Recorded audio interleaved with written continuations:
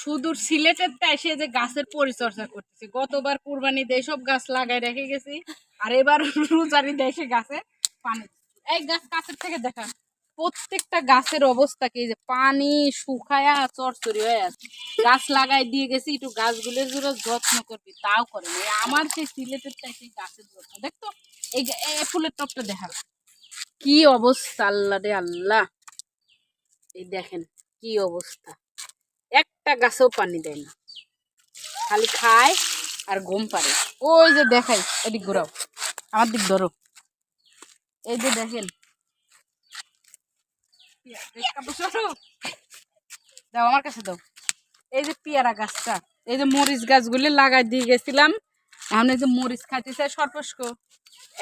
কমপক্ষে 250 গ্রাম, এই পড়ে যাবে, কমপক্ষে 250 গ্রাম মরিচ এই যে মাত্রই তুললাম।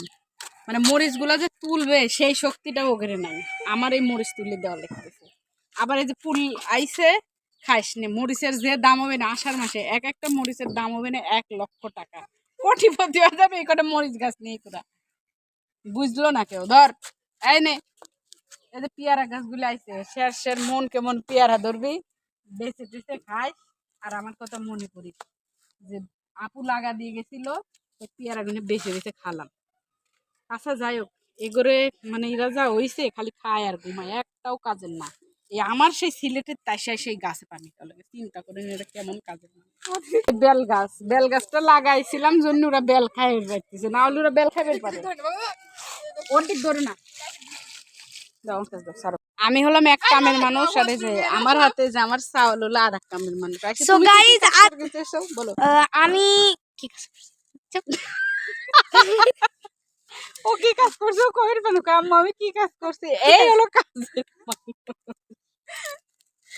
সো গাইস আজকের আমি ভিডিওটা শুরু করেছি। আসলে এটা এটা হচ্ছে আমাদের টিনের একটা টপিক। এই দেখো পাকা পাকা মরিচ, এক ফোঁটা ডালটা নিয়ে আব্বু তুমি ধরো না, ঢাল ভেঙে গেলে।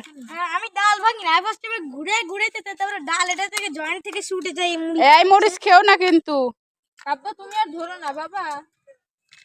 এই যে এই গাছের মরিচ রে বাপু, এই যে মরিচের আরো কত স্বাদ চলে আসছে।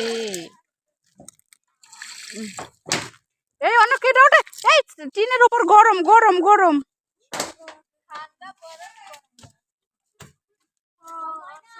পেয়ারার ফুল আইছে কত।